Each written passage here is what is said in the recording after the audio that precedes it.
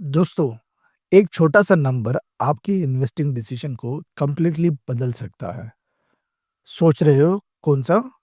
ये है EPS earning per share. आज हमारा पहला सेशन है। इसमें ईपीएस को इतना सिंपल एग्जांपल के साथ समझेंगे कि वीडियो के एंड तक आप इसको एक प्रो की तरह समझ जाओगे। सबसे पहले चैनल को सब्सक्राइब कर लो और मैंने फंडामेंटल एनालिसिस और क्वार्टरली रिपोर्ट्स की लिंक वीडियो डिस्क्रिप्शन में दी है और आई बटन को भी क्लिक करके देख सकते हो। तो चलिए सबसे पहले ये समझते हैं कि ईपीएस होता क्या है। ईपीएस का मतलब है अर्निंग्स पर शेयर। सिंपल शब्दों में कहूँ तो एक शेयर पे कंपनी का कितना प्रॉफिट है। फॉर्मूला बहुत इजी है। Net profit divided by total shares. मान लो एक कंपनी 100 करोड़ कमा रही है और उसके 10 करोड़ शेयर्स हैं, तो एक शेयर का प्रॉफिट हुआ 10 रुपया। इतना सिंपल है। लेकिन इस छोटे से नंबर के अंदर कंपनी की फाइनेंशियल हेल्थ छुपी होती है। अब एक सिंपल एग्जांपल से रिलेट करते हैं। सोचो एक मिठाई की दुकान ने महीने में 1 लाख कमाया। अगर उसके 10 पार्टनर हैं, तो हर पार्टनर का हिस्सा 10,000 होगा। यही है ईपीएस का कॉन्सेप्ट। कंपनी का टोटल प्रॉफिट शेयर होल्डर्स में बांटना। जैसे पार्टनर्स अपना हिस्सा देखकर डिसाइड करते हैं कि दुकान अच्छी चल रही है या नहीं, वैसे ही इन्वेस्टर ईपीएस देखकर कंपनी की हेल्थ जज करते हैं। तो आप सोच रहे होंगे, क्या ईपीएस एक ही होता है? नहीं, बिल्कुल नहीं। यहाँ दो टाइप के होते हैं, बेसिक और डाइल्यूटेड।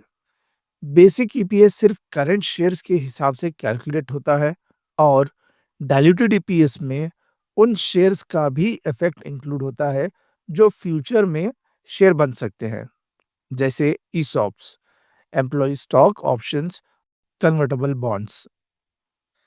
इसलिए डाइल्यूटेड ईपीएस हमेशा थोड़ा कम होता है क्योंकि प्रॉफिट ज्यादा लोगों में बांट दिया जाता है। एनालिसिस करते वक्त दोनों वर्जन्स को जरूर देखो। अब एक इम्पॉर्टेंट सवाल, ईपीएस इतना मैटर क्यों करता है? इसके 3 रीजंस हैं। सबसे पहला, कंपनी कितनी प्रॉफिटेबल है। दूसरा, वैल्यूएशन कैसे करनी है क्योंकि पी रेशियो ईपीएस पे डिपेंड करता है। और तीसरा, कंपनी का ग्रोथ ट्रेंड कैसा है। अगर ईपीएस कंसिस्टेंट ग्रो हो रहा है, इसका मतलब बिजनेस अपने कोर ऑपरेशन से ज्यादा कमा रहा है और मार्केट में ऐसे स्टॉक्स को ज्यादा वैल्यू मिलती है।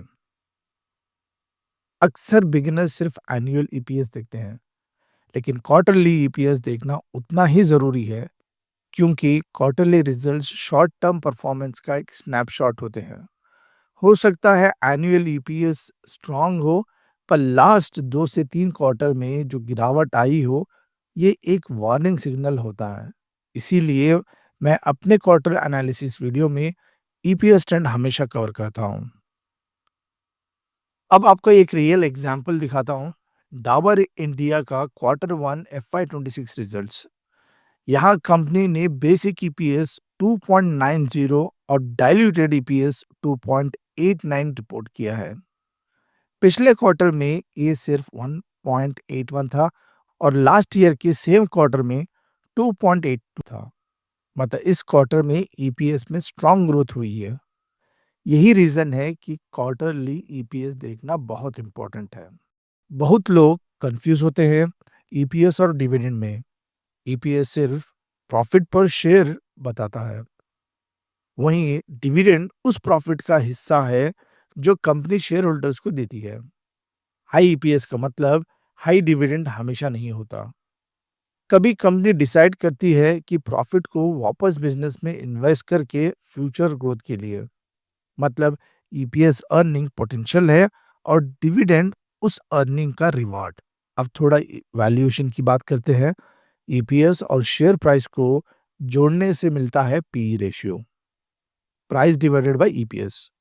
अगर पी हाई है तो स्टॉक महंगा लग सकता है, अगर लो है तो सस्ता।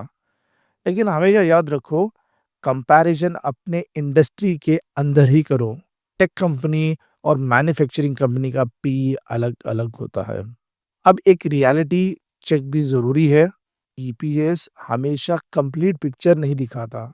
कभी एक टाइम की इनकम ईपीएस को आर्टिफिशियली बड़ा दिखाती है, या फिर शेयर बायबैक करके कंपनी ईपीएस को मैकेनिकली इंप्रूव कर सकती है। डेट का प्रेशर भी ईपीएस के पीछे छुप जाता है।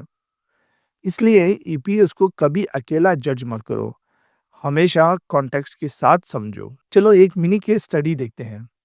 मान लीजिए एक कंपनी का ईपीएस पिछले 3 साल में 8 से 12 तक बढ़ गया। ईयरली ग्रोथ स्ट्रांग है, लेकिन जब क्वार्टरली देखा तो पिछले 4 क्वार्टर्स में ईपीएस 2.8, 2.4, 2.6, 2.9 रहा। इसका मतलब है परफॉर्मेंस में एक डिप आया था, पर अब वापस रिकवरी हो रही है। और अगर इसका पी इंडस्ट्री एवरेज के बराबर है तो वैल्यूएशन फेयर लगती है। इसी तरह ट्रेंड, मोमेंटम और वैल्यूएशन के साथ में देखना चाहिए। अब एक क्विक चेकलिस्ट बनाते हैं जो हर इन्वेस्टर को फॉलो करनी चाहिए। जब भी ईपीएस एनालिसिस करो तो नंबर 1, बेसिक और डाइल्यूटेड ईपीएस दोनों देखो। नंबर 2, एनुअल और क्वार्टरली ट्रेंड कंपेयर करो। और point number 3, on off gains या बायबैक का इफेक्ट समझो। और फाइनली और नंबर 4, पी को अपने इंडस्ट्री के पीयर्स के साथ मैच करो। बस ये 4 स्टेप फॉलो कर लोगे तो आप ईपीएस के छोटे नंबर को स्मार्टली यूज कर पाओगे। फाइनली अब देख लेते हैं कि ईपीएस को क्विकली कैसे चेक कर सकते हो बिना रिपोर्ट को डाउनलोड किए। सबसे पहले स्क्रीनर डॉट इन ओपन करो, कंपनी का नाम सर्च करो, जैसे डाबर इंडिया। ऊपर मेन मेन्यू में क्वार्टरली रिजल्ट्स को क्लिक करो, फिर क्वार्टरली रिजल्ट्स के टेबल के डाउन साइड में आपको ईपीएस का रो मिलता है। उसी के नीचे रॉ पीडीएफ क्लिक करो तो क्वार्टरली रिजल्ट्स का पीडीएफ ओपन हो जाएगा। कंट्रोल प्लस एफ क्लिक करके आप सर्च बॉक्स में डाइल्यूटेड या ईपीएस टाइप करोगे तो सीधा ईपीएस मिल जाएगा। वैसे ही मेन मेन्यू से प्रॉफिट एंड लॉस सेक्शन में आपको एनुअल ईपीएस भी दिखेगा। अभी moneycontrol.com पे जाओ, कंपनी सर्च करो और नीचे की तरफ स्क्रॉल करोगे तो फाइनेंशियल टैब में वहां आपको ईपीएस लिखा होता है। इन दोनों साइट्स का यूज करके आपको ईपीएस देखना बहुत इजी हो जाता है, चाहे वो लेटेस्ट क्वार्टरली हो या पिछले सालों का एनुअल डेटा। तो दोस्तों, ईपीएस का छोटा नंबर है, लेकिन स्टॉक मार्केट में इसका इम्पैक्ट बहुत बड़ा होता है। आज हमने समझा कि ईपीएस होता क्या है, उसके टाइप्स, इम्पोर्टेंस, एक रियल एग्जाम्पल भी देख लिया और ऑनलाइन टूल से कैसा चेक करना वो भी देख लिया। आप बताओ, आपके लिए ईपीएस ज़्यादा इम्पोर्टेंट है या पीई रेशियो, या आरओसीई या आरओई? कमेंट में लिखकर ज़रूर शेयर करो। और हाँ, वीडियो पसंद आया लाइक, शेयर और सब्सक्राइब करना मत भूलना। मिलते हैं अगली वीडियो में। आज के लिए इतना ही है। Thank you.